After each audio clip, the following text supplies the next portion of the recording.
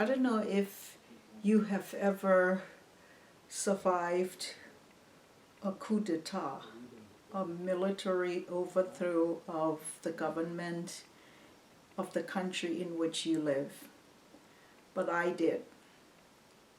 And I'm alive today, many years later, to share with you my story of surviving a bloody coup d'etat. And I mean bloody, where a lot of blood was shed.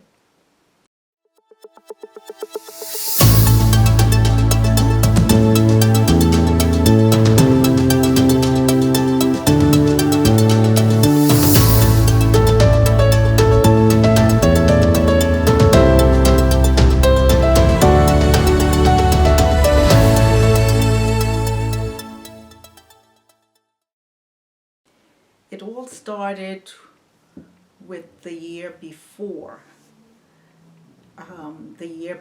the coup occurred, with rice riots. Now, I want to tell you, the country I'm talking about is Liberia in West Africa. And this country is only 43,000 square miles of land. It has a lot of water, bodies of water, a lot of beach land, and a lot of water, lagoons and pools. But the main source of food in that country is rice. Liberians eat probably more rice than Irish eat potatoes. That's how much rice Liberians consume. Some ethnic groups in the country eat 3 meals a day with rice. They eat rice 3 times a day. That's how much rice Liberians consume. So it's considered the staple food of Liberia. And so when the president at the time decided we would no longer import rice from the United States or other countries, that Liberians would have to produce their own rice to consume, for consumption. No more imported rice after 1980. That was the deadline. 1980 was actually the deadline to stop importing rice into the country, that Liberian farmers would have to produce their own rice for the country's consumption. And those Liberians who were so accustomed to imported rice and did not want to have to depend on local farmers producing that much rice for consumption, they took to the streets in 1979, and it was actually April 14th, 1979, and they rioted. The riots were led by rebels, by opposing forces to the government that was in control at the time. They were able to influence the university students, the students from the University of Liberia, to join in with them in the riots. Buildings were destroyed, houses were destroyed, many lives were lost.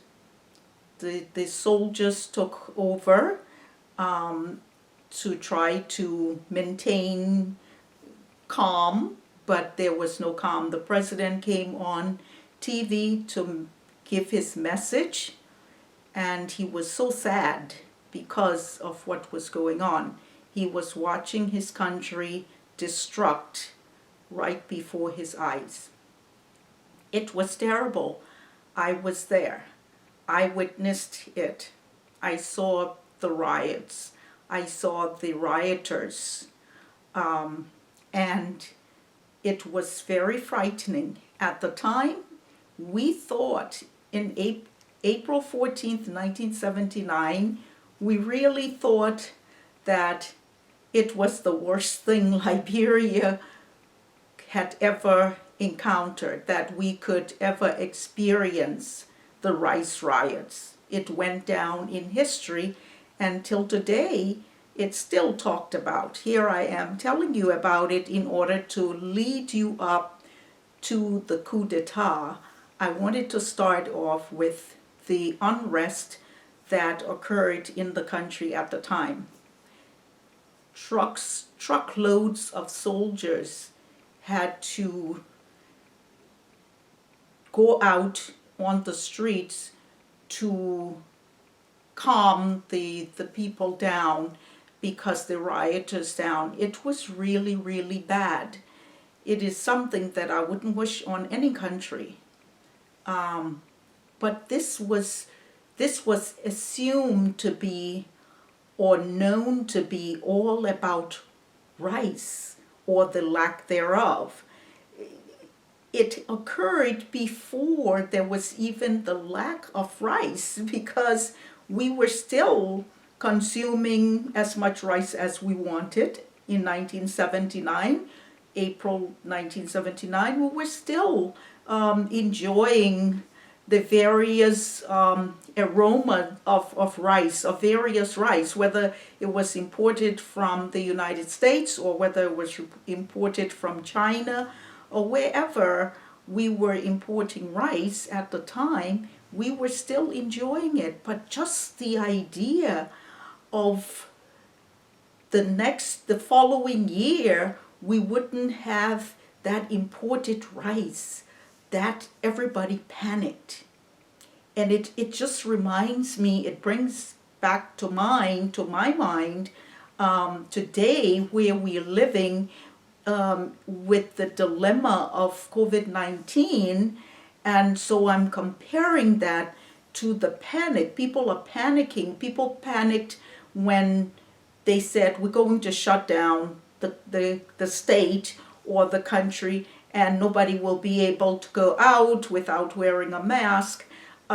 People took to the stores and emptied the shelves. They cleaned the shelves out.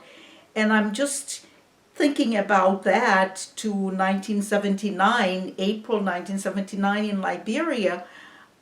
Just think what would have happened had we had stored shelves of rice in the stores. The same thing would have happened. People who could have afforded it would have rushed to the stores and cleaned the shelves of rice, so that the next year when it was imposed, the law was imposed for no more imported rice, people would have stocked up for rice. But people didn't even think about that. They didn't even think about, oh, let's hurry and plant as much rice as we can.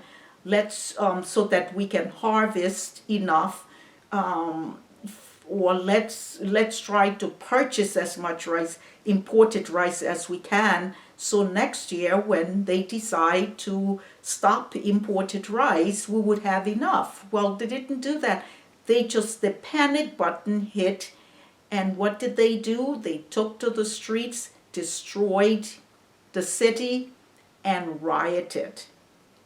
That was their solution. But it's still the same panic. People tend to panic when they hear that something is about to happen or something is happening already. They panic. So that's what happened in Liberia. And we thought it was the worst thing we could have ever experienced, the rice riots of April 1979. And there was still the unrest. I was part of the Liberian media at the time, so-called press and media. I was reporting for the Ministry of Agriculture at the time. I was working closely with the Minister of Agriculture, who was the first woman to ever be appointed as Minister of Agriculture of the country. And I traveled with her to various parts of the country to talk with the farmers. I even had the opportunity to interview some of the farmers, some of the very farmers who were expected to plant local rice so that we wouldn't have to import rice anymore. So we were working toward, at the Ministry of Agriculture, we were working towards self-sufficiency of rice. And it wasn't only rice that we were working towards self-sufficiency on. We were working towards self-sufficiency of sugar and flour. So it was rice, sugar, and flour. Those are main ingredient, main sources of food that the president at the time and the Minister of Agriculture really thought that if we are able to become self-sufficient in those items, it would really help the country, it would help the population, and we wouldn't need to import the sugar, the amount of sugar, the amount of flour, and the amount of rice at the time that we were importing. But majority of the population, the masses, did not appreciate that. They couldn't see, they didn't have foresight. They knew about what the now, and they knew that they were enjoying that imported rice, and they didn't want anything else. They didn't want to hear about self-sufficiency in rice or flour or sugar. So they panicked, and like I said, they took to the streets and they rioted. And we, the media, we knew that something was amiss. We knew that it was not all over at the end of April or at the end of the day of April 14th, when the riots got under control, when the law enforcement was able to get the rioters under control and got them off the streets. Many of them were arrested. Those that were not killed were arrested. But majority of the population thought this is the end of it. They've been arrested. They will sit in jail. We will not have any more unrest. We're not going to have any more problems. Everything will go on as planned. We're going to the Ministry of Agriculture will continue its plan to have, after 1980, to have no more imported rice, no more imported flour, no more imported sugar. So the country went back to normal, to so-called norms, and everybody went back to work and went back to school. The university students returned to school. Those who were not arrested, they returned to school, and everything went back to visibly normal. But I talked to my husband, and he and I both were in part of the media. And he was a broadcaster at the national radio station, and we felt that it wasn't over. It was going to continue, or something worse was about to happen.